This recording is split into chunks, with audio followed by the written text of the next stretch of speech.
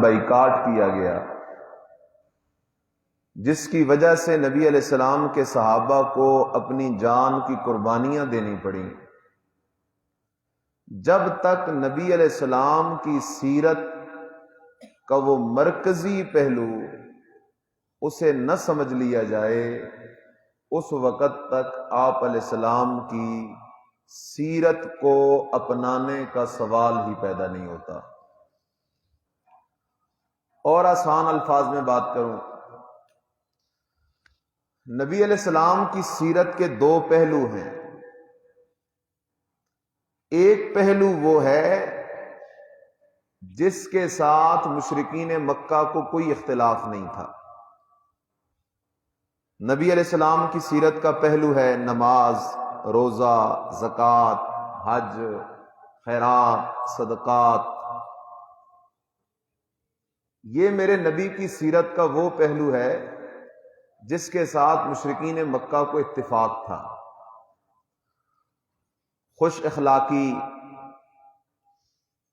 اسی طرح سخاوت، امانت، دیانت، صداقت، یہ میرے مدنی کی سیرت کے وہ پہلو ہیں جن کا انکار ابو جہل کو بھی نہیں تھا اور جس کے ساتھ اختلاف ابو جہل کو بھی نہیں تھا۔ وہ ان سب باتوں کو ماننے کے لیے تیار تھا، اس لیے کہ نبی علیہ السلام کو نبوت سے پہلے وہ صادق اور امین کے نام سے پکارا کرتے تھے۔ مائیں جب اپنے بچوں کو تربیت دیتی تھیں تو آمنہ کے لال کے اخلاقیات کا درس دیا کرتی تھی، لیکن میرے مدنی کی سیرت کا ایک پہلو وہ ہے جس پہلو کے ساتھ ابو جہل کو، عتبہ کو، شیبہ کو اختلاف تھا، اور ابو بکر صدیق، عمر فاروق، عثمان ذو النورین، علی حیدر کرار، حضرت بلال، ان کو نبی کی سیرت کے اس پہلو کے ساتھ اتفاق تھا۔ اور یہ وہ مرکزی باب ہے میرے مدنی کی سیرت کا جسے بلال نے مانا، چلتا زمین پہ ہے، قدموں کی آہٹ عرشوں پہ سنائی دیتی ہے۔ یہ وہ میرے مدنی کی سیرت کا مرکزی پہلو ہے۔ اور بات کو آسان کر دیتا ہوں، میرے مدنی کی سیرت کے دو پہلو ہیں۔ ایک وہ ہے کہ جس کی وجہ سے میرے مدنی کو پتھر نہیں پڑے۔ میرے مدنی نے نماز کا مسئلہ بیان کیا، کسی نے پتھر نہیں مارے، روزے پہ نہیں مارے، زکوٰۃ پہ نہیں مارے، حج پہ نہیں مارے، خیرات پہ نہیں مارے۔ میرے مدنی کو پتھر کس دعوت پہ پڑے، وہ میرے مدنی کی سیرت کا مرکزی پہلو ہے۔ اس لیے اسے سمجھنا آج کے دور میں ضروری ہے۔ آج کے دور میں سیرت کے عنوان سے پروگرام منعقد ہوتے ہیں، وہاں نبی علیہ السلام کی صورت اور حسن جمال کو بیان کر دیا جاتا ہے۔ نبی علیہ السلام کے حسن و جمال کا انکار تو مشرکین مکہ کو بھی نہیں تھا۔ وہاں نبی علیہ السلام کے اخلاقیات کے کچھ واقعات سنا دیے جاتے ہیں۔ میرے مدنی کے اخلاقیات کے اندر شک و شبہ تو مشرکین مکہ کو بھی نہیں تھا۔ سیرت کے بیان کا حق تب ادا ہوتا ہے جب وہ مسئلہ بیان کیا جائے جس کی وجہ سے میرے مدنی کو ساحر کہا گیا، مجنون کہا گیا، شاعر کہا گیا، میرے مدنی کی بیٹیوں کو طلاقیں ہوئیں، میرے مدنی کو پتھر کھانے پڑے، میرے مدنی کو مکہ چھوڑنا پڑا، جس کی وجہ سے اپنے بیگانے ہو گئے، اپنے دشمن بن گئے، جس کی وجہ سے مدنی کریم صلی اللہ علیہ وسلم کو 3 سال شیب ابی طالب کی گھاٹی میں گزارنے پڑے۔ جب تک مدنی کی سیرت کا وہ پہلو بیان نہ ہو، مانا نہ جائے، سمجھا نہ جائے، سمجھو مدنی کی سیرت بیان ہی نہیں ہوئی۔ وہ پہلو کیا ہے؟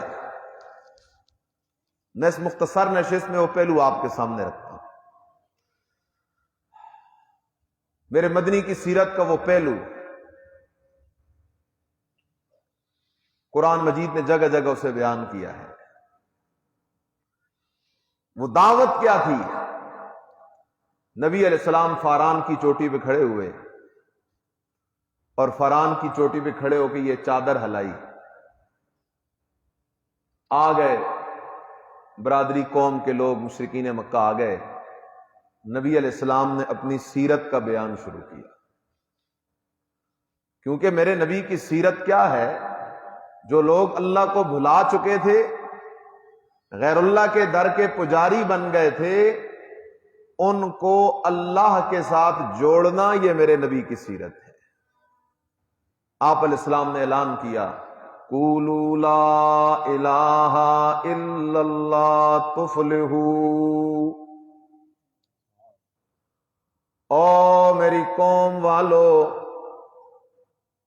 ایک کلمہ ہے، اس ایک کلمے کو سمجھ کے، مان کے، زبان سے پڑھنا تمہارا کام ہے، تفلحوا،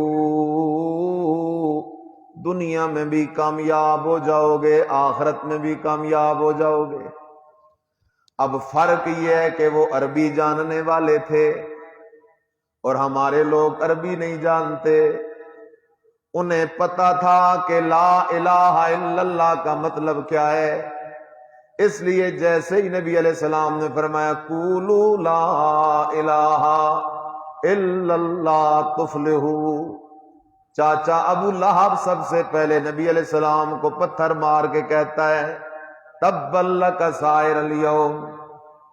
اللہ نے جواب دیا تبت یدا ابی لہب وتب ما اغنا عنہ مالہ وما کسب سیصلی نارا ذات لہب وامرأتہ حمالۃ الحطب۔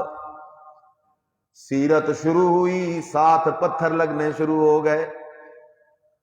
فرق یہ ہے کہ وہ عربی دان تھے، سمجھتے تھے کہ لا الہ الا اللہ کا مطلب یہ ہے عیسیٰ علیہ السلام اللہ کا پیارا نبی ضرور ہے، لیکن مشکل کشا، حاجت روا، نفع نقصان کا مالک نہیں۔ بی بی مریم اللہ کی پیاری ولیہ ضرور ہے، لیکن دلوں کے حال جاننے والی نہیں، عزت و ذلت کی مالک نہیں، پریشانیاں دور کرنے والی نہیں۔ عزیر علیہ السلام اللہ کے نبی ضرور ہیں، لیکن مشکل کشا، حاجت روا، پکاریں سننے والے کوئی نہیں ہیں۔ وہ یہ بات سمجھ رہے تھے کہ لا الہ الا اللہ کا مطلب یہ ہے لات منات عزا عبادت کے لائق کوئی نہیں، حضرت عیسیٰ بی بی مریم حضرت عزیر علیہ السلام عبادت کے لائق کوئی نہیں۔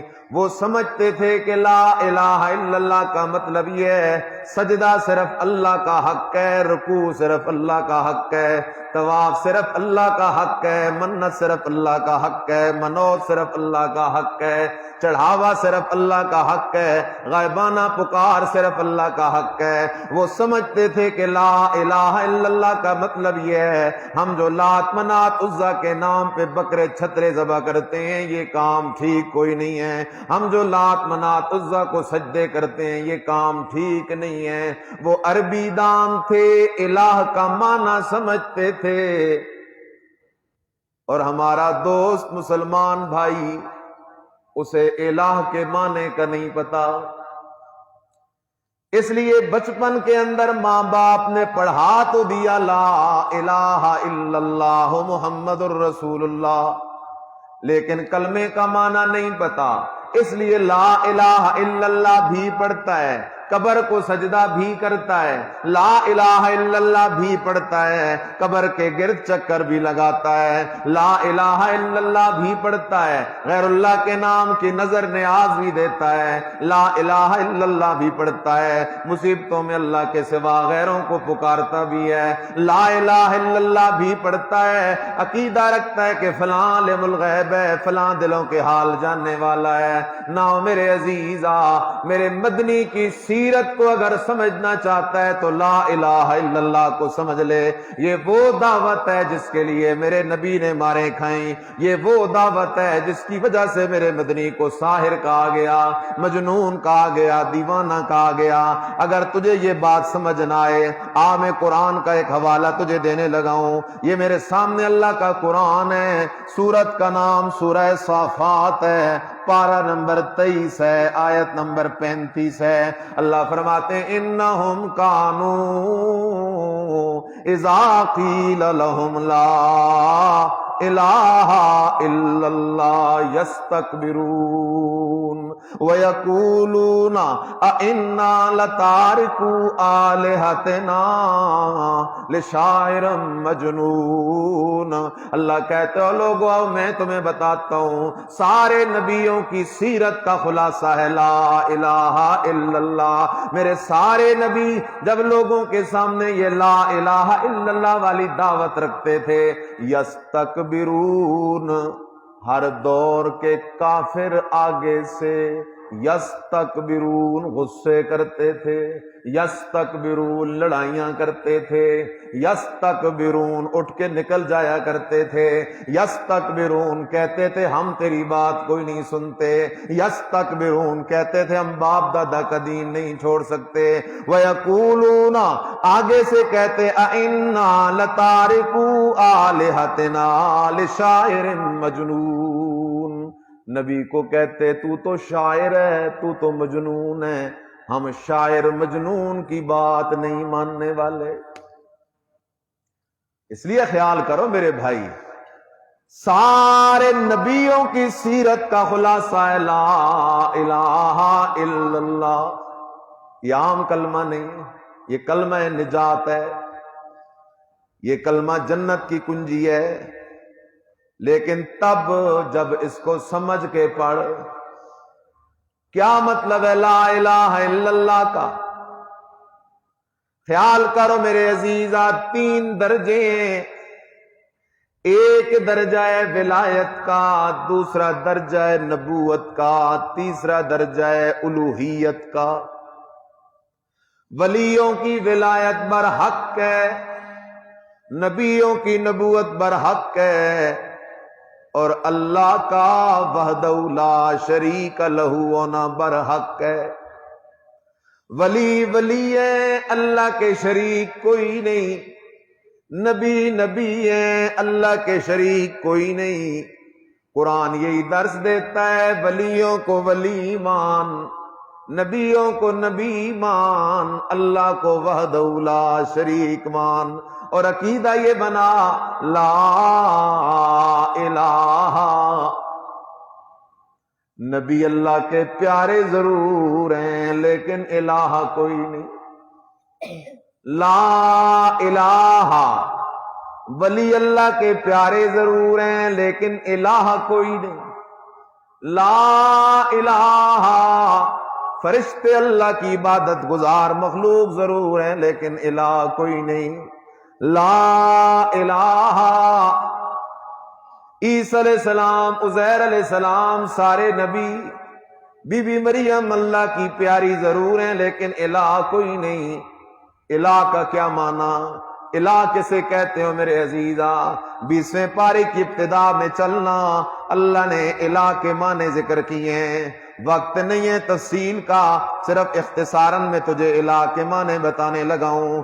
اللہ نے یہاں الہ کے معنی ذکر کیے، کیا کہتا ہے قرآن؟ امن خلق السماوات والارض، الہ وہ ہوتا ہے جو خالق ہو، الہ وہ ہوتا ہے جو بارشیں اتارنے والا ہو، الہ وہ ہے جو زمین سے سبزے اگانے والا ہے، الہ وہ ہے جو زمین کو پانی پہ ٹکانے والا ہے، الہ وہ ہے جو نہریں جاری کرنے والا ہے، الہ وہ ہے جو پہاڑوں کو زمین کے اوپر گاڑنے والا ہے، الہ وہ ہے جو 2 رنگے دریاؤں کے درمیان پردے لگانے والا ہے، الہ وہ ہے جو بیچار اور پریشان لوگوں کی پکاریں سننے والا ہے، الہ وہ ہے جو تکلیفیں دور کرنے والا ہے، الہ وہ ہے جو سب انسانوں کو آباد کرنے والا ہے، الہ وہ ہے جو راہ دکھانے والا ہے، الہ وہ ہے جو ہوائیں چلانے والا ہے، الہ وہ ہے جو پہلی دفعہ پیدا کرنے والا ہے پھر قیامت کے دن دوبارہ پیدا کرنے والا ہے، الہ وہ ہے جو سب کی روزیوں کا بندوبست کرنے والا ہے۔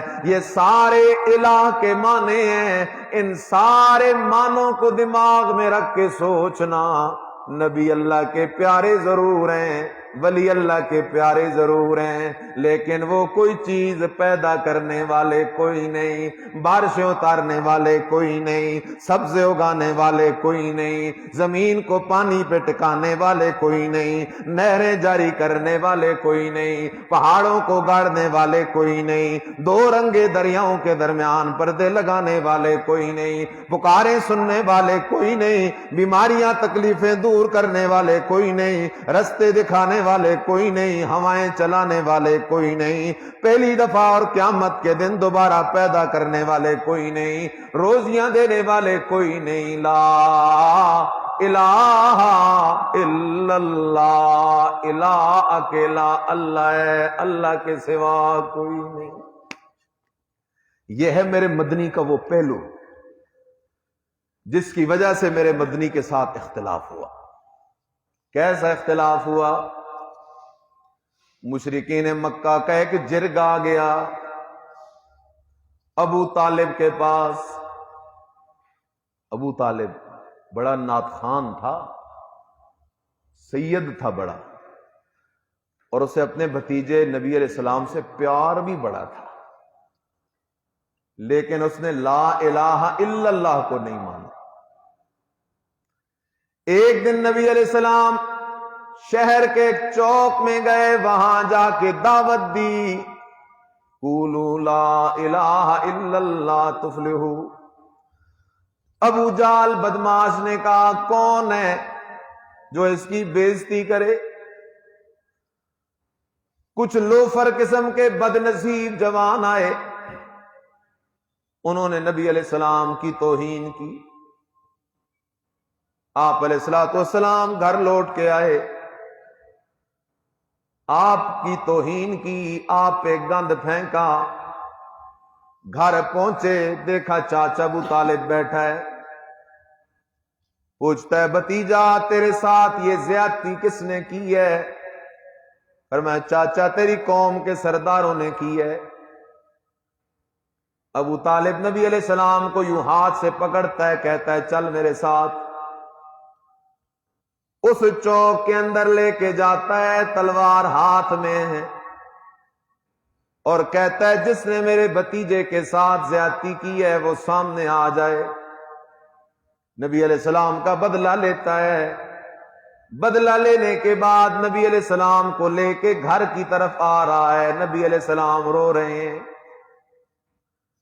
پوچھتا ہے بھتیجا جب پہلے تیرے ساتھ زیادتی ہوئی تو کوئی نہیں رویا، اب تو میں نے تیرا بدلہ بھی لے لیا ہے، اب تو کیوں روتا ہے؟ نبی علیہ السلام نے فرمایا چاچا مجھے رونا تکلیف پہ نہیں آ رہا، بےزتی پہ نہیں آ رہا، زیادتی پہ نہیں آ رہا، مجھے رونا تو اس بات پہ آ رہا ہے چاچا تو نے میری پرورش بھی کی ہے، میری خدمت بھی کی ہے، میرے لیے لوگوں کے ساتھ جھگڑے بھی کرتا ہے، لیکن میری سیرت جو ہے لا الہ الا اللہ، تو اس مسئلے کو ماننے کے لیے تیار کوئی نہیں۔ چاچا مجھے دکھ اس بات کا ہے اگر تو یہ لا الہ الا اللہ والی دعوت مانے بغیر مر گیا تو سیدھا جہنم میں جائے گا۔ ابو طالب کہتا ہے میرا بھتیجا مجھے یقین ہے ان دینک خیر ادیان البریت دینا، اور بھتیجا مجھے یقین ہے اس کائنات میں سچا دین وہ محمد الرسول اللہ کا دین ہے، لیکن کیا کروں بھتیجا میری مجبوری ہے، باپ دادا کا دین چھوڑ کوئی نہیں سکتا، اگر باپ دادا کا دین چھوڑ دوں تو لوگ کہیں گے کہ ابو طالب باپ دادا کا دین چھوڑ کے مر گیا ہے۔ مجھے پتا ہے بھتیجا تیرا دین سچا دین ہے، میں نے ساری زندگی تیری پرورش کی، اور بھتیجا تیری زبان پر میں نے کبھی جھوٹ نہیں دیکھا، جب تو نے دنیا کے کھاتے کبھی جھوٹ نہیں بولا تو دین میں جھوٹ کا سوال ہی نہیں پیدا ہوتا۔ یہ وہ ابو طالب ہے، جرگ آ گیا مکے کے حاجیوں کا۔ ابو طالب بیمار ہے، مکے کے حاجیوں کا جرگ آ گیا، آ کے کہتے ہیں ابو طالب تو مرنے کے قریب ہے، سخت بیمار ہے، اس طرح کر اپنے بھتیجے کو بلا اور ہمارے اور اس کے درمیان کوئی فیصلہ کر دے۔ ابو جہل آیا ہوا ہے، عتبہ آیا ہوا ہے، شیبہ آیا ہوا ہے، 7-8 مکے کے حاجی آئے ہوئے ہیں، سردار آئے ہوئے ہیں۔ نبی علیہ السلام کو بلایا گیا، آپ علیہ السلام تشریف لے آئے۔ ابو طالب کہنے لگا بھتیجا یہ تیرے خاندان کے سردار ہیں، وڈیرے ہیں، یہ تیرے ساتھ کچھ بات کرنا چاہتے ہیں۔ آپ علیہ السلام نے فرمایا کیا بات ہے؟ وہ کہنے لگے اس طرح کر کہ تو ہمیں کچھ نہ کہے، ہم تجھے کچھ نہ کہیں، تو ہمیں کچھ نہ کہے، ہم تجھے کچھ نہ کہیں، اس بات پہ ہم فیصلہ کر لیتے ہیں۔ اللہ اکبر۔ آج کا صوفی ہوتا تو کہتا ٹھیک ہے، لیکن یہ تو امام الانبیاء محمد الرسول اللہ صلی اللہ علیہ وسلم ہے، اور نبی آتے ہی حق اور سچ کا بول بلند کرنے کے لیے۔ نبی علیہ السلام نے فرمایا اللہ اکبر، او میری قوم والو، میں تمہیں ایک ایسا کلمہ بتاتا ہوں، اس کلمے کو ماننا تمہارا کام ہے۔ میرا وعدہ ہے اللہ تمہیں دنیا میں بھی بادشاہ بنائے گا، آخرت میں بھی بادشاہ بنائے گا۔ کلمہ ایک ہے۔ وہ تھے تو بڑے سیاسی، وہ کہنے لگے اچھا بتانا ایسا کلمہ کہ ہم سارے عرب کے بادشاہ بن جائیں، عجم کے بادشاہ بن جائیں، ایسا کلمہ بتا، ہم ماننے کے لیے تیار ہیں۔ نبی علیہ السلام کھڑے ہوئے اور اپنی سیرت بیان کرنی شروع کر دی۔ فرمایا او میری قوم والو، قولوا لا الہ الا اللہ تفلحوا، عقیدہ بنا لو اللہ کے سوا الہ کوئی نہیں، حاجت روا کوئی نہیں، مشکل کشا کوئی نہیں، داتا دستگیر کوئی نہیں، بیٹے دینے والا کوئی نہیں، بارشیں برسانے والا کوئی نہیں، دنیا اور آخرت دونوں جہانوں میں کامیاب ہو جاؤ گے۔ کھڑے ہو گئے۔ یستکبرون، پھر ہوا گل، کہنے لگے پھر وہی بات۔ نبی علیہ السلام نے فرمایا میرے پاس تو یہی بات ہے۔ وہ کہنے لگے اچھا تجھے مکے کی سرداری چاہیے تو تجھے سرداری دیتے ہیں، یہ بات چھوڑ دے۔ اگر تجھے دولت چاہیے تو دولت دیتے ہیں، یہ بات چھوڑ دے۔ باقی مسئلے بیان کرتا رہے، نماز روزہ زکوٰۃ حج خیرات صدقات، ہمارا کوئی جھگڑا نہیں، یہ ایک مسئلہ چھوڑ دے، لا الہ الا اللہ والا۔ مال مانگتا ہے تو مال دیتے ہیں، عہدہ مانگتا ہے تو عہدہ دیتے ہیں، اگر کوئی حسب نسب کی لڑکی مانگتا ہے تو اس سے تیرا رشتہ کروا دیتے ہیں۔ قربان جاؤں، کوئی مولوی ہوتا تو بک جاتا، کوئی مفتی ہوتا تو بک جاتا، کوئی گدی نشین ہوتا تو بک جاتا، یہ تو سردار ہے آمنہ کا لال محمد الرسول اللہ صلی اللہ علیہ وسلم۔ فرمایا میرے ایک ہاتھ پہ تم چاند لا کے رکھ دو، دوسرے ہاتھ پہ سورج لا کے رکھ دو، تب بھی میں یہ مسئلہ نہیں چھوڑ سکتا، لا الہ الا اللہ، یہ مسئلہ نہیں چھوڑ سکتا۔ یہ ہے میرے مدنی کی سیرت۔ اللہ اکبر۔ اب وہ اٹھے، اذان سن کے شیطان بھاگتا ہے،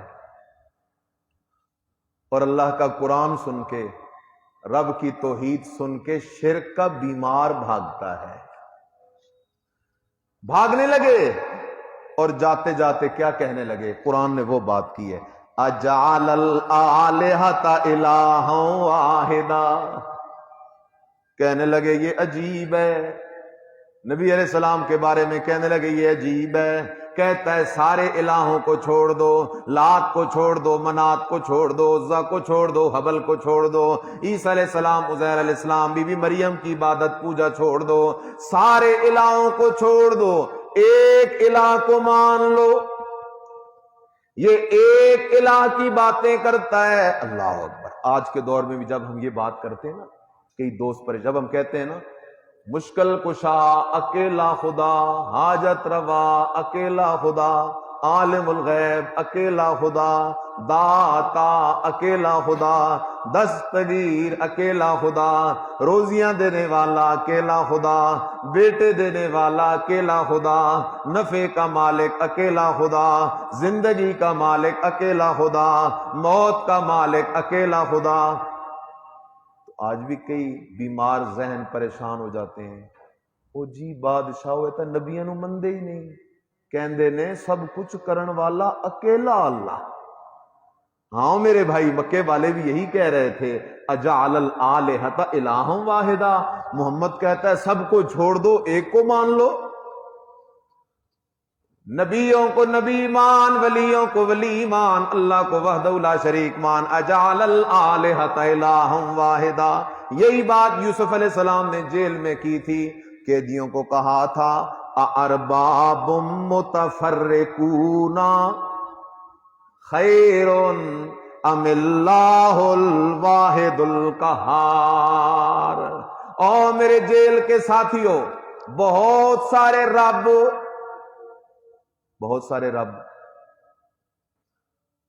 وہ بہتر ہے یا ایک رب ایسا بہتر ہے، الواحد جو اکیلا بھی ہے، القہار بڑے زور والا بھی ہے۔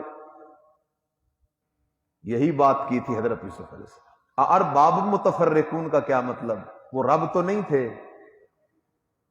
وہاں بھی فرمایا اتخذوا احبارهم ورهبانهم اربابا من دون اللہ، اللہ کو چھوڑ کے کسی اور کے در پہ سجدہ کیا جائے، گویا کہ اسے تم نے اپنا رب بنا لیا ہے۔ اللہ کو چھوڑ کے کسی اور کے نام کی نظر نیاز دی جائے، گویا کہ تم نے اسے اپنا رب بنا لیا ہے۔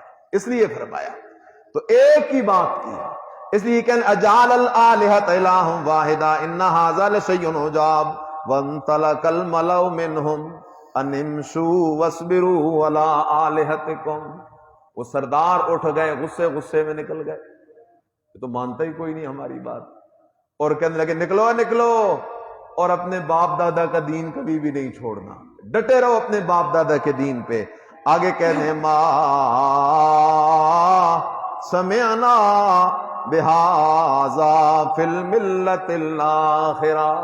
ہر دور کے مشرک کا اعتراض، جب کوئی داعی توحید اللہ کی توحید بیان کرتا ہے تو شیطان اسے پٹی پڑھاتا ہے، او جی یہ تو نیا دین آ گیا ہے۔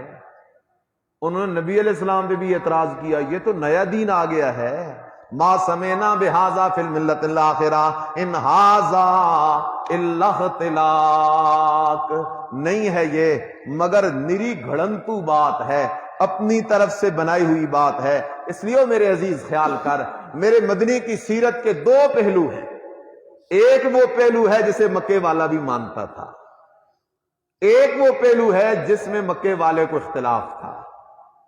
میرے مدنی کی سیرت کے دو پہلو ہیں، ایک وہ پہلو ہے جس پہ پتھر نہیں پڑے، ایک وہ پہلو ہے جس پہ میرے مدنی کو پتھر پڑے۔ میرے مدنی کی سیرت کے دو پہلو ہیں، ایک وہ ہے جس کی وجہ سے ساحر، کذاب، مجنون کہا گیا، ایک وہ ہے جس پہ نہیں کہا گیا۔ اب جس پہ پتھر پڑے ہیں، جس پہ میرے مدنی کو ساحر، جھوٹا اور مجنون کہا گیا ہے، جس کی وجہ سے مکے والوں نے اختلاف کیا ہے، وہی میرے مدنی کی سیرت کا اصلی اور مرکزی پہلو ہے، اور وہ یہ ہے لا الہ الا اللہ، اللہ کے سوا الہ کوئی نہیں۔ دعا ہے کہ اللہ مجھے آپ سب کو اس پہ استقامت نصیب فرمائے۔ آخر دعوانا